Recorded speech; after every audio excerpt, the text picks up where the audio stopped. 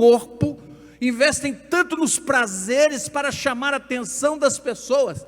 Uma propaganda feita de uma colônia, a pessoa sai de frente da televisão, já direto para a loja de perfumes, porque ele entende que não dá para ficar sem aquilo.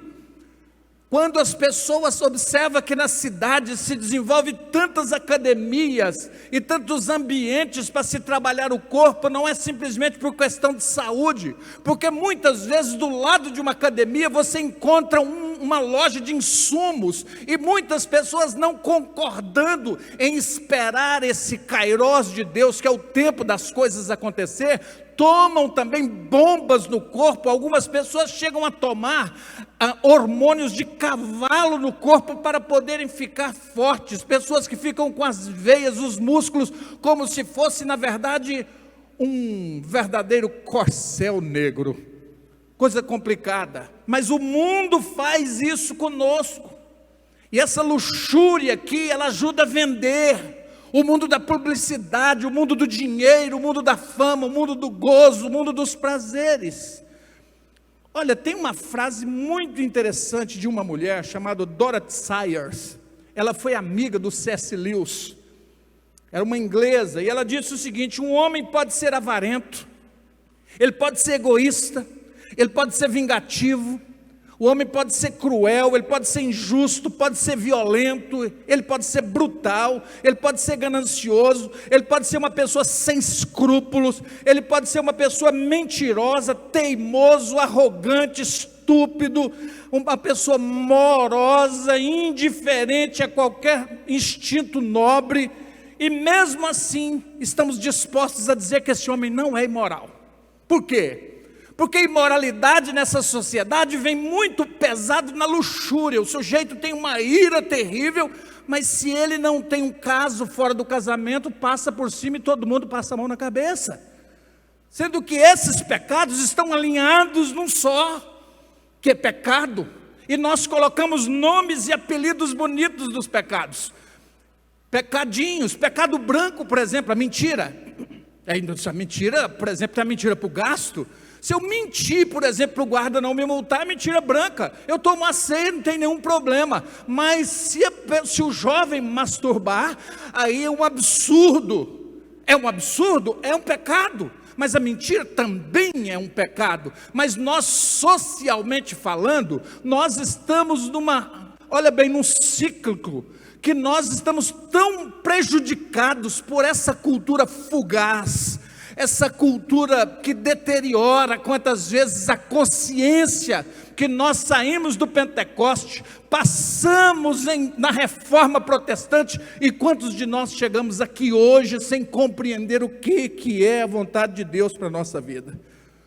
Na nossa cultura todos os pecados deixam de existir, e todos os olhos se colocam e voltam a mente para os pecados sexuais. De que tipo? Pecados sexuais como, vamos chamar de libertinagem, vamos chamar isso de promiscuidade, vamos chamar isso de pornografia, vamos chamar isso de adultério, vamos chamar isso de incesto, de sedução, de prostituição, de estupro e de muitos outros pecados. Esses dias um caso de suicídio, e o colega atendendo e medicando a pessoa disse: olha, desculpa, eu vou entrar, porque a gente tem uma liberdade uns com os outros, você precisa descobrir quais são as causas do comportamento dessa moça, porque a pessoa está tentando se matar sem parar, e você está medicando. O que era o problema? O problema era uma questão que ela arrumou um namorado, e o rapaz disse a ela o seguinte: olha, eu vou te fazer um pedido, e quem faz esse pedido é só quem ama, quem atende esse pedido. Se você não me ama, você não vai me atender o pedido. Olha a pressão psicológica, olha o assédio moral que esse sujeito está realizando. E ela disse: o que você quer? Disse: me manda nudes. Nudes? Sim, me mande fotos do seu corpo, a princípio com roupas íntimas. E depois ele continuou a pressão: me manda nudes agora, você vai provar se você me ama, de partes do seu corpo. E ele foi apertando, e quando chegou o momento que ele queria coisas abomináveis, ela disse o seguinte: espera aí, eu não vou mandar. Ele falou: então você vai ver o que é brincar com um homem. E ele disse o seguinte: você vai ver. Ele fez um vídeo com os nudes dela e mandou para o grupo da escola. E o grupo da escola está todo mundo rindo e olhando, e a menina chegou e a coleguinha falou: você não está entendendo o que está acontecendo na escola? E na escola ela era o quê? A Maria Batalhão. A menina andava, a escola parava. E essa menina, quando viu aquele vídeo, ela entrou num desespero tremendo, que ela começou a se cortar e queria morrer. O que é isso se não é uma luxúria? Além agora do prazer sexual, você precisa fazer o que eu mando. E como isso tem crescido na nossa sociedade. Agora, se alguém dissesse para você que aquele rapaz é um baterista de alguma igreja e que fala tão bonito do nome de Jesus, você duvidaria, né? Aquela situação que vai para a polícia, que é uma coisa complicada. Esses são sinônimos de luxúria, que é o mesmo que desejo sexual exagerado, pulsão. É aquilo que Sigmund Freud chamava de pulsão. Pulsão sexual, que não é pelo cônjuge, que é por outro que está fora. Mas há luxúria no casamento também. E a luxúria no casamento acontece quando o sexo é somente para o prazer, por causa do prazer e não por causa do cônjuge. Nós vivemos num mundo hedonista e egoísta, um mundo que busca prazer a qualquer preço, e para ter prazer eu passo por cima de qualquer pessoa. Os escrúpulos caem. Os gregos nos deixaram uma herança dualista, dizendo o seguinte, que o corpo é mau e a mente é boa. Então o corpo, a mente deve ser cultivada, e o corpo, ele é para o pecado. E quantas vezes a gente faz isso? Nós entendemos que a gente adora a Deus em espírito, mas o corpo não participa desse processo.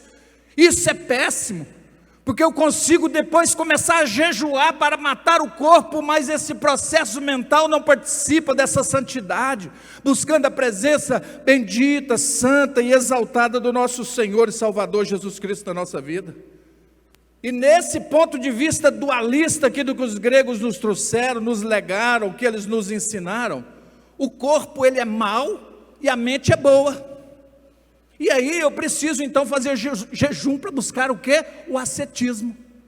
E se eu fico uma pessoa ascética, eu fico bom. Mas a palavra do nosso Deus não diz isso para nós. A palavra do nosso Deus diz que uma coisa é que nós adoramos a Deus com o nosso corpo, com a nossa mente, com o nosso coração e com o nosso espírito. Abra sua Bíblia comigo em Romanos capítulo 12, por favor. E veja comigo o que a palavra de Deus diz aqui para nós. Romanos, capítulo de número 12, o versículo número 1, 2 e 3, a palavra de Deus tem uma instrução para nós. Paulo diz assim: eu rogo-vos, pois, irmãos, pelas misericórdias de Deus, que apresenteis os vossos corpos como sacrifício vivo, santo e agradável a Deus, que é o vosso culto racional, e não vos conformeis com este século, mas transformai-vos pela renovação do vosso entendimento, para que experimenteis qual seja a boa, perfeita e agradável vontade de Deus. Dessa forma, um batismo com o Espírito Santo, se não for muito trazido na instrução, a pessoa na verdade participa de um batismo emocional. Ele emerge as suas emoções, mas ele não consegue trazer a sua razão cativa a Jesus como Senhor e Salvador da nossa vida. Ah, queridos irmãos, essa cultura, tudo isso tem sido deturpado. Tem sido ensinado outras coisas para os nossos filhos nas escolas. Essa cultura afirma que a felicidade vem porque nós podemos ser sexualmente atraentes. É aí que vem a felicidade para essa cultura. Essa cultura nossa, dominada pelo sexo, nós cultuamos o prazer sexual e cultuamos a beleza física, e quantas vezes o indivíduo dentro de si, o eu mesmo dele, em Cristo Jesus, não tem muito valor para nós. Nós estamos muito envolvidos nessa cultura. Essa regra, ela deturpa a nossa identidade, o nosso vestuário, a nossa vida, a nossa família, os princípios dos nossos filhos. É por isso que tem mãe que quando a filha, ela tem uma relação sexual, é um absurdo para a casa, mas quando o filho tem, ele é até aplaudido dentro da casa. E muitas casas cristãs, muitas casas evangélicas, os filmes, os shows, o teatro, as séries do Netflix, mostram o quê? Uma sexualidade ilusória, mentirosa, trapaceira, que alimenta todos os outros pecados, como a raiva e como a frustração. E quantas pessoas estão abusando sexualmente dos outros por causa da frustração que tiveram, porque não tiveram os seus prazeres resolvidos, e vivem de braço em braço e de cama em cama. Esses pecados sexuais são terríveis. E quando uma pessoa chega na igreja, quantas vezes o que acontece? Isso não é tratado. E nós vamos deixando a coisa passar e seguir, e está todo mundo bem. Eu fui chamado a atenção algum tempo atrás com a questão de uma família. A Maria era casada com o José. Ela pediu o divórcio do José e começou a namorar o Sebastião, que era esposo da Josefa. E o Sebastião se separou da Josefa e casou agora com a Maria. E os dois agora fizeram uma família, e ela engravidou e começaram a passar crises financeiras, e chegaram na igreja e todo mundo, vamos ajudar. Eu falei, espera, pergunte o Espírito Santo primeiro, o que está acontecendo aí nesse povo? Estão debaixo de uma grande maldição, precisam de ajuda mais do que de arroz e feijão e roupa e pagar aluguel. É preciso entender que estão fora da vontade de Deus. A sexualidade moderna, ela deixou o caminho das amarras do sexo só para a procriação, que é um grande problema, e começou a entrar nas amarras do sexo agora só para o prazer. Essa é a grande questão.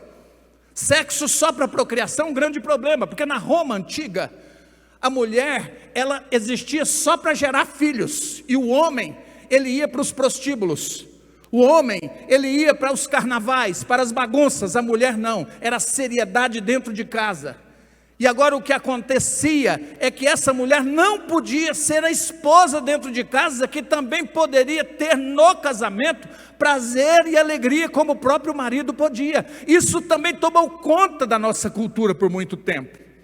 E é muito interessante observar o homem e a mulher, porque Efésios capítulo 5, versículo de número 21, diz para nós o seguinte: sujeitando-vos uns aos outros no temor do Senhor.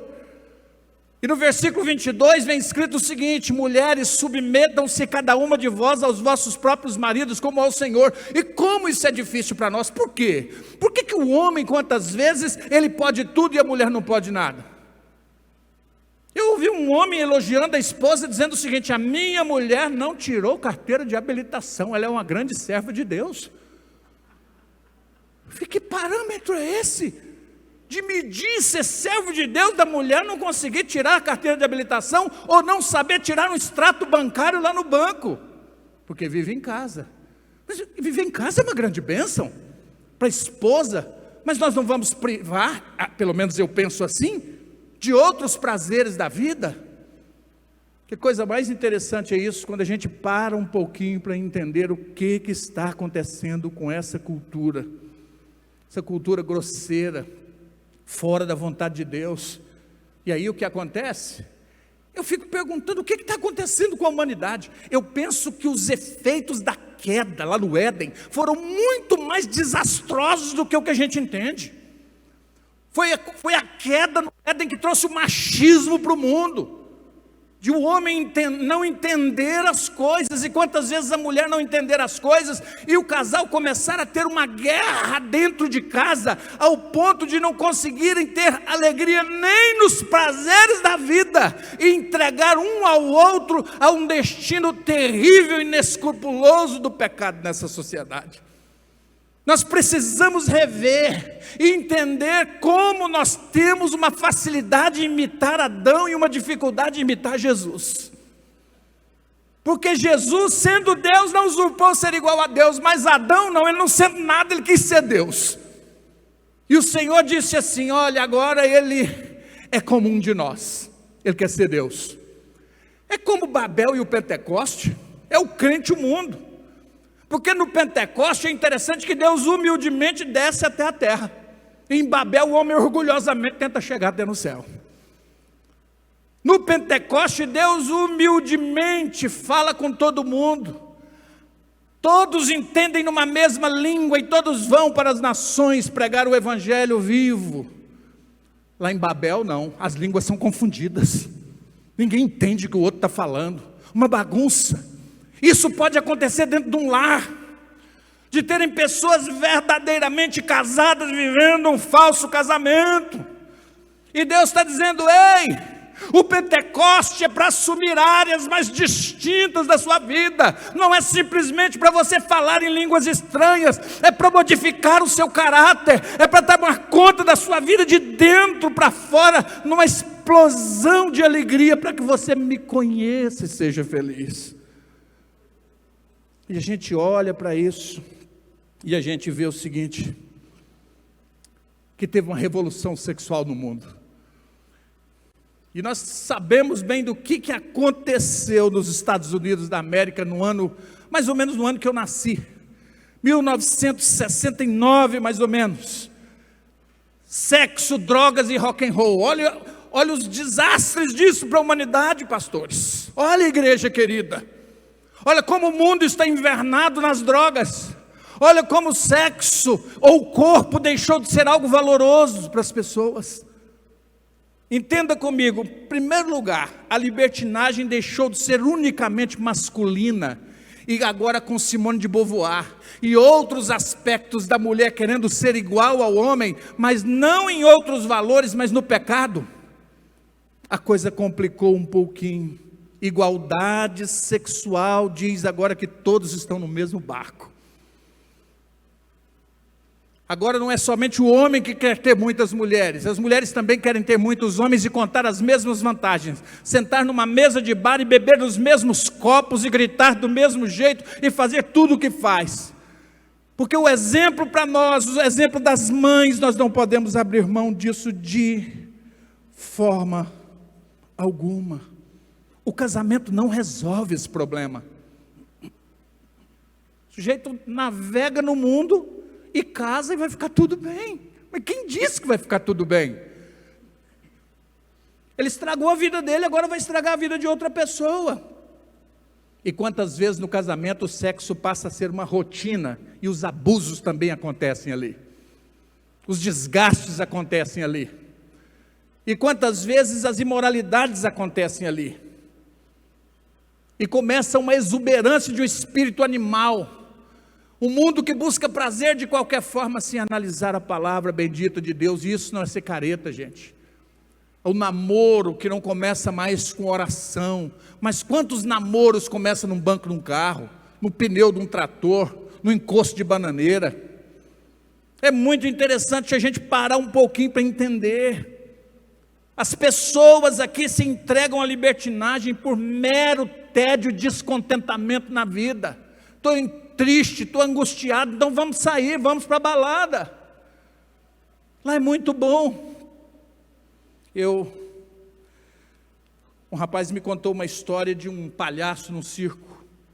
Diz que o palhaço foi, eu já tinha escutado o pastor Abigail contar essa história. O senhor deve se lembrar disso. Diz que o palhaço foi ao psiquiatra e chegou lá, começou a falar das angústias dele para o psiquiatra. E contou tudo, e o psiquiatra olhou bem para ele e disse assim: tá bom, eu vou conversar com você, escuta aqui. Ele disse: pode falar. Tem um circo aqui na cidade, eu estive lá, tem um palhaço muito engraçado que me matou de rir, vá lá que você vai ficar bem. E ele disse assim: doutor, eu sou o palhaço daquele circo, eu estou aqui agora, o que o senhor vai fazer por mim?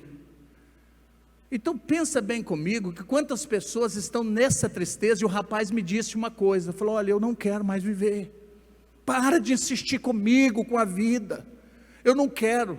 Eu disse: onde começou esses problemas? A infância foi boa? Foi muito boa a infância, mas o que aconteceu? Ele falou: aconteceu quando eu comecei a ganhar dinheiro, e tanto dinheiro na minha mão, e as pessoas dizendo: agora você pode tudo. E eu comprei um Rolex para mim, Eu comprei o carro, eu comprei um Camaro lindo, amarelo, bonito, eu arrumei 10 namoradas, eu saí e fiz tudo que eu queria, eu experimentei todos os prazeres que o mundo possa dar, eu visitei a Ásia, a Índia, os Estados Unidos, a Inglaterra, usei todo tipo de drogas e eu vi que eu sou um fracassado. Esses prazeres não podem encher o meu coração. E eu disse a ele: só tem uma saída para você. Ele disse: qual é a saída? O Evangelho. Porque o Evangelho, ele te dá um prazer. Aqui está dizendo assim: não vos embriagueis com vinho, com a dissolução, mas enchei-vos do Espírito Santo. Porque quando o crente se enche do Espírito, a dança dele é diferente, como do bêbado também é. Você vê um bêbado andando, ele canta música desses caipiras por aí, apaixonado, e muda o jeito de ser. O crente também. Só tem uma coisa: o álcool é um depressivo maldito. Mas o Espírito Santo não é depressivo, não. O Espírito Santo é pura alegria dentro do coração do crente. E é nessa alegria que eu convido vocês a caminhar comigo. Quando a pessoa se volta veementemente para o ato de uma faculdade inferior na sua vida, na sua mente inferior, quando ele se volta de forma grande para algo inferior dentro dele, as faculdades superiores se debilitam e se desorientam no seu agir também.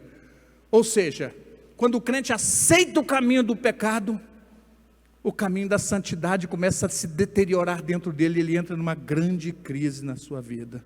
Quando a gente se volta do pecado, as buscas espirituais não são tão mais importantes para nós.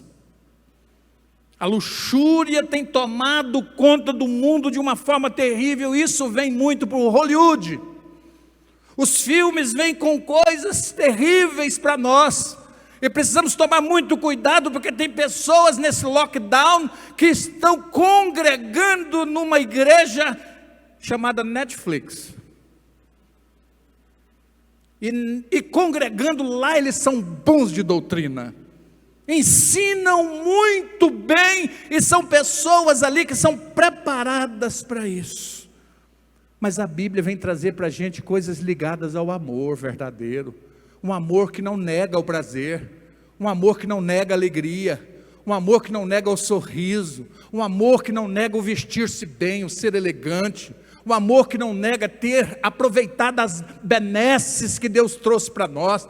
Então não precisa ser uma pessoa que usa simplesmente um tipo de roupa que ninguém vai olhar, muito pelo contrário, aqui dentro de alguém cheio do Espírito Santo de Deus. O que está por baixo desse terno? Debaixo dessa roupa tem alguém santo, cheio do Espírito. Abra sua Bíblia comigo, por favor, em Cantares, capítulo 8, o versículo 6 e o versículo 7, por favor. Abra a sua Bíblia comigo, por gentileza, por favor.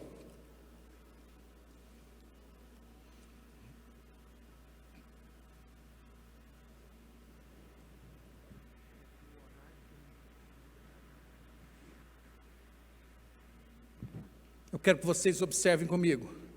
Cantares, capítulo 8, versículo 6 e versículo de número 7. Sabe por quê? Parece que quem está no pecado é mais feliz do que a gente. Parece que quem vive no mundo é mais alegre. A grande verdade é que eu vejo que as pessoas do mundo, elas se expressam mais alegria do que nós. Nós aprendemos que a gente precisa ficar de cara sisuda para que a gente seja cheio do Espírito. Eu não quero viver desse jeito. Eu quero ser crente, mas eu quero ser feliz, eu quero ser alegre, eu quero viver plenamente o meu casamento. Porque Deus me deu um casamento para que eu tenha prazer, para que eu seja feliz, para que eu viva abundantemente. O jovem também pode ser feliz no seu namoro. Ele pode entender que tem um tempo determinado para tudo. Olha comigo para vocês perceberem, Cantares capítulo 8, versículo 6 e o versículo 7. Desculpa, eu estou no lugar errado. Ok, Cantares, capítulo 6.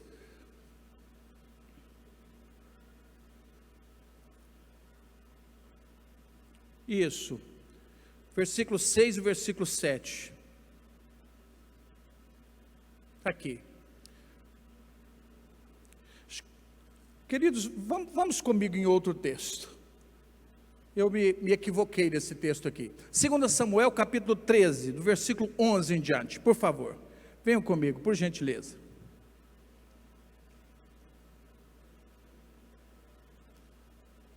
2 Samuel, por favor, venham comigo.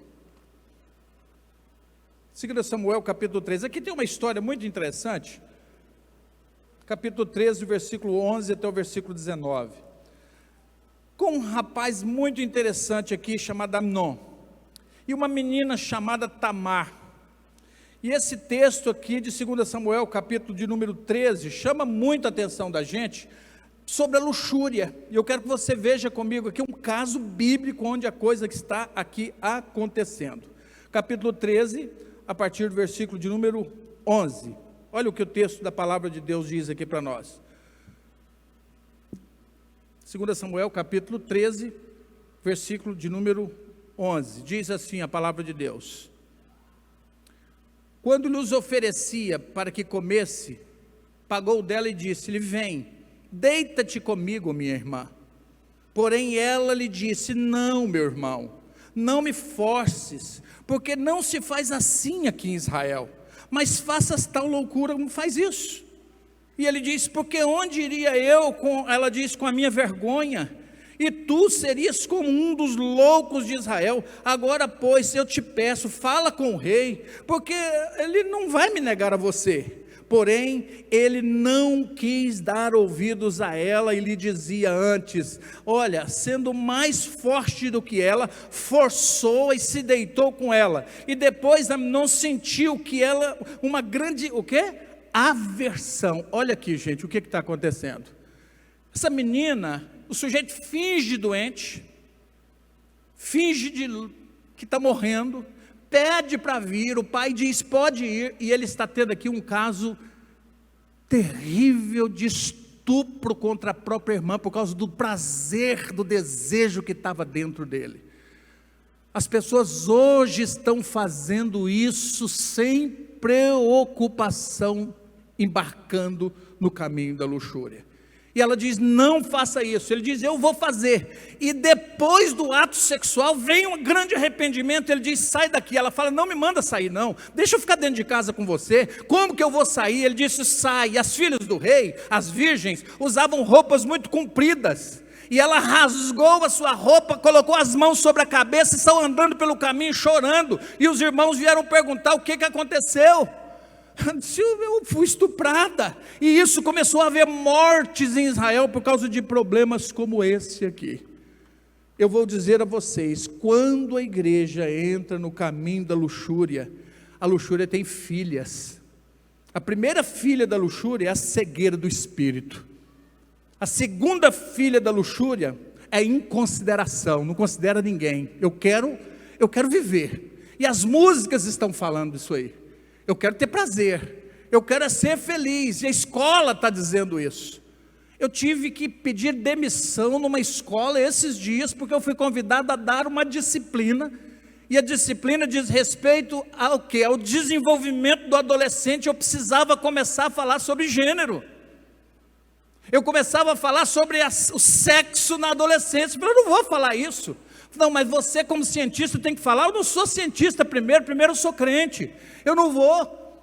E eu pensei o seguinte: Deus, o que eu vou fazer? Comentei com a Adriana, falei: Adriana, eu estou em crise na minha profissão, eu estou sendo levado a dizer coisas, você só tem que abrir o livro e falar. Falei: mas antes de abrir esse livro eu faço um devocional na minha casa, eu não posso. Eu fui dar aula um dia desses e comecei a contar a história de José do Egito. E um colega disse o seguinte: você não pode falar de religião dentro da sala de aula. Eu disse: eu não estou falando de religião dentro da sala de aula, eu estou falando de Deus. Ele disse: mas você não pode. Eu falei: mas você pode falar de ateísmo, você pode zombar da igreja, você critica os pastores na sua aula, que os alunos se jogam de rir no chão. E quando eu falo que Deus tem um plano na vida dos alunos, eu tenho que calar a boca. Quando que nós vamos entender que vem logo em seguida a inconstância, vem logo em seguida o amor de si, o ódio de Deus, apego à vida presente sem parar, e o desespero em relação à vida futura, que agora não sei para onde eu vou mais. E quantos jovens desesperados que estão entrando nas drogas e na cocaína. E o que é que nós temos que fazer quando nós somos tentados? É aqui que eu quero entrar com vocês, na palavra de Deus, do Evangelho de Lucas, no capítulo 4, no versículo 1 e no versículo 2. Porque se existe luxúria, mas existe Espírito Santo. Se existe uma tentação nesse mundo, o espírito desse século está tão presente como Satanás estava dentro do Éden, entrando após a viração do dia, ou antes da viração do dia, tentando Adão e Eva, dizendo não é assim. Mas ainda assim existe a ação de Deus, porque quando Deus aparece e pergunta: o que você está fazendo, Adão? O que você está fazendo, igreja, com o tempo presente que vocês têm de vida? A palavra de Deus, Lucas capítulo 4, versículo 1 e versículo de número 2, tem uma lição tremenda para nós. A palavra de Deus: Jesus, cheio do Espírito Santo, voltou-se do Jordão e foi guiado pelos mesmo Espírito ao deserto. E durante 40 dias, sendo tentado pelo diabo, nada comeu naqueles dias, ao fim dos quais ele teve o quê? Fome. Jesus estava cheio do Espírito, ele teve desejos, ele teve vontades, ele quis comer, ele teve fome e apetite. E quem aparece para satisfazer os desejos quando nós estamos assim? Muitas vezes nós não recebemos a visita de um irmão para a oração, nós não recebemos uma ligação bacana. O que tem de gente que consegue pegar o telefone e falar mal da igreja ou mal de alguém da liderança, e Satanás está dizendo: eu falo bem dos meus. Acho que já compartilhei com vocês uma situação acontecida em Manaus com o pastor. O pastor estava pregando a palavra de Deus, e de repente ele levou a mão na cabeça de uma pessoa para expulsar o demônio, e o demônio saiu daquele homem e entrou nesse pastor, e esse pastor ficou encurvado e começou a babar e a falar coisas absurdas. E eles começaram a orar e tiraram aquele homem em cima de um caminhão, fazendo uma cruzada, e levaram esse pastor para uma casa de um outro pastor, e eles ficaram lá daquele culto, era mais ou menos 10 horas da noite, até as 5 horas da manhã, orando, expulsando aquele demônio. E de repente o diabo disse na boca daquele homem: eu vou sair, mas primeiro eu vou contar o que esse cabra está fazendo. Esse homem aí, ele tem uma casa, e quando ele tem uma funcionária num quarto, e a esposa sai para o trabalho e entra lá primeiro, antes de ir para esse negócio de oração aí. Eu quero dizer isso: eu não aguento mais essa oração de vocês, eu vou sair, mas eu tenho que contar isso. E eu vou dizer, eu tolerei ele até aqui, mas quando ele colocou a mão na cabeça de um cavalo meu, e ele disse para mim sair, eu disse: agora não, porque você não tem autoridade para isso. E o diabo saiu daquele homem. E de repente o homem abriu os olhos, a esposa com os olhos arregalados, os filhos. Ele disse: eu quero aceitar Jesus. O pastor disse: de jeito nenhum, assim não, isso não é um processo emocional, racional, não. Você precisa nascer de novo, você precisa ter uma visão nova do quem é você e do que você fez. Você precisa se arrepender no pó e na cinza. Vai para casa jejuar. Esse pastor foi para casa e jejuou 3 dias, chorando na presença de Deus, e voltou, e o pastor orou com ele, e ele reconciliou com Cristo. E o pastor disse: se você quiser começar tudo de novo, você pode começar, mas eu vou te contar, meu irmão, você agora tem que andar com Cristo e ser discipulado e andar com alguém. Quando a gente está muito livre, andando sozinho, não aceita discipulado, não vai no grupo familiar, eu sou dono de eu, sou eu e eu mesmo, e a luxúria começa a tomar conta de mim, e eu começo a caminhar nesses passos curtos, entendendo que está tudo bem. Diz Deus: não está tudo bem. E ele diz: volta para mim. A gente não gosta de ser tentado, mas isso é necessário para a nossa vida.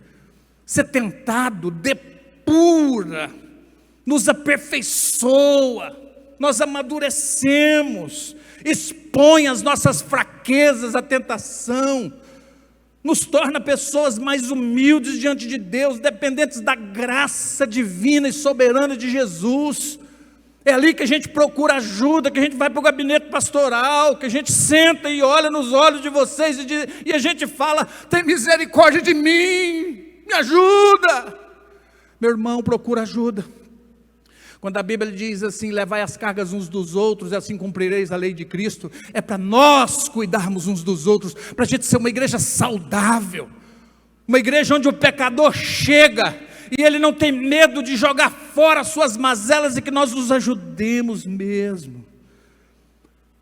A tentação mostra o que está dentro do nosso coração e revela quem nós amamos. A tentação revela isso, mas quando ela é vencida, produz perseverança no nosso coração. Quando nós vencemos a luxúria, isso nos conduz para a gente ser perfeito, íntegro, em nada deficientes, como diz Tiago, capítulo 1, versículo 2 até o versículo 4. A palavra de Deus nos afirma isso, e assim aconteceu com Jesus lá no seu ministério, na sua caminhada, na sua jornada ministerial, quando ele começou a ensinar os seus discípulos o caminho da vitória, mas ele estava debaixo dos ataques do inferno. Satanás zombava de Jesus. Dizem que Martinho Lutero se esmurrava todo e gritava: Deus, tem de misericórdia de mim, ao ponto de que Satanás soprava no ouvido de Lutero toda hora cada pecado dele. E chegou o momento que Lutero não aguentava mais, ele deu um grito dentro de um quarto, disse: Satanás, só tem uma coisa que você não fala. Ele disse: o quê? É que eu fui lavado e remido no sangue do nosso Senhor e Salvador Jesus Cristo. Agora, pois, nenhuma condenação há para os que estão em Cristo Jesus nosso Senhor. Eu sou nova criatura, eu sou livre, eu não sou servo do pecado, nem servo da luxúria. Ela não tem morada na minha casa, e eu vou varrer cada quarto e ver o que é que está acontecendo no celular dos meus filhos e no meu próprio. Eu quero mudança dentro da minha vida e dentro da minha família. Os ataques do inferno não poderão de forma alguma destruir a minha vida. Então você precisa recordar quem você é. Quem você é. Quem você é diante de Deus. Qual o poder que foi derramado sobre a sua vida. O sangue de Jesus que foi derramado sobre você te encheu com um poder que nem a bomba atômica tem igual. Que você pode vencer cada tempestade da vida. O diabo começa todo o ataque nos provocando. Olha o capítulo 4, olha o versículo 3 para você ver comigo, de Lucas. Ele diz o seguinte: se você é filho de Deus, então faz alguma coisa. Ele foi na necessidade de Jesus. O desafio do diabo, ela tentando produzir dúvida no coração de Jesus, desconfiança, insegurança. Quando a gente está com fome, a gente fica inseguro. Quando a gente leva um fora, a gente fica inseguro. Jovem, quando alguma coisa acontece na sua vida que não dá certo, o inimigo te ataca. Ele vai na sua fraqueza, ele vai no alvo. Ele tem mais de 5.000 anos de experiência. Se você vê um homem de 90 anos, você respeita ele pela experiência. Imagina um ser com mais de 5.000 anos de experiência em derrubar reis, nações e pessoas. Por isso que nós servimos a Jesus. Uma vez que você é filho de Deus, faça isso. Transforme pedras em pães. Faça alguma coisa. Arruma comida para você. A provocação do diabo, ela tem a intenção, gente, de produzir orgulho e de produzir autonomia. Eu sou eu dou conta. Eu estou andando só. Mas Jesus sabia do grande amor do Pai por ele. Jesus sabia quem ele era e para que ele veio. Ele não precisava duvidar, mas o diabo precisava provocar. Jesus não precisava provar nada para Satanás. Nada. Eu não tenho nada para provar para o diabo. E nem de ser provado por ele. Então eu tenho que seguir o meu caminho. Eu ponho o joelho no chão e o inferno se cala. Ele se quieta. Nós precisamos orar por essa nação. Não passe diante de uma boate fazendo críticas. Passe lá em espírito de oração e ore, porque o povo está cego. O mundo jaz no maligno, o mundo está perdido, o mundo está se arranhando, se destruindo numa batalha terrível. Jesus estava sereno e tranquilo no seu coração, ele só estava com fome, mas o seu coração estava muito tranquilo. A realeza no coração de Jesus, a certeza de quem ele era. Observe comigo, por favor, Lucas capítulo 3, versículo de número 22, a palavra de Deus diz assim: e o Espírito Santo desceu sobre ele em forma corpórea como uma pomba, e ouviu-se uma voz do céu: tu és o meu filho amado em quem eu me comprazo. E Jesus sabia, ele tinha escutado a voz do céu, isso tinha acalmado o coração dele. Você é meu filho amado, eu te gerei. Seu coração não é um antro de pecado, o seu coração não é um cemitério, o seu coração é uma lavoura viva, cheia de frutos. Estava tranquilo. O diabo sempre vai procurar colocar dúvida no seu coração. Ele sempre vai tentar fazer isso, colocar orgulho no seu coração, achar que você é melhor. Quando alguém acha no casamento que um é mais bonito do que o outro, mais importante, mais culto, mais jeitoso, melhor, o inimigo está trabalhando, a queda vem. O terreno é escorregadio. Seria mais ou menos assim: Jesus está dizendo para o diabo: quem você pensa que é, Satanás? A vitória, gente, da nossa consciência sobre a nossa vulnerabilidade, as nossas dificuldades, as nossas paixões, as nossas taras, os nossos medos, porque quem está vivo aqui nesse planeta Terra, que me diz que não é tentado, eu vou ficar cheio de dúvida com isso, porque eu vivo sendo tentado por mim mesmo, lutando para andar no caminho, pedindo a graça divina sobre mim. A tentação de Jesus teve 3 aspectos muito interessantes aqui. Primeiro foi o confronto com o estômago. Estou com fome. Depois você vai ser poderoso diante de todos os reinos do mundo. Você vai ser vencedor. Você vai vencer isso tudo. E da alma dele agora, vaidade diante dos outros. Você pode, você é grande, você é tudo. Domínio diante de Deus, mandar em Deus, manda que essas pedras se transformem em pão. Então, queridos, nós somos filhos de Deus e temos que agir diferente do primeiro Adão. O primeiro Adão, sendo tentado, ele ficou calado. Um homem vendo a luxúria entrar dentro de casa, ele ficou em silêncio, e Satanás começou a tentar a sua mulher, e houve uma queda naquela casa. Ele, não sendo nada, quis ser igual a Deus, e agora Jesus se humilha diante do Pai. O diabo procura fraqueza na nossa vida. Eu gosto de falar isso bem, com muita atenção e sem emoção, para que cada um analise-se a si mesmo, analise o seu coração e analise a sua vida diante disso tudo, porque dentro desses ataques do inimigo, você pode estar debaixo desses ataques, e você precisa pedir ajuda e vir para Deus. Você pode estar debaixo de um ataque terrível, quase perdendo o seu casamento. Você vai olhar para a luxúria e agora dizer: eu bem conheço você pelo nome, você é filho do diabo, e eu não aceito você sobre a minha vida.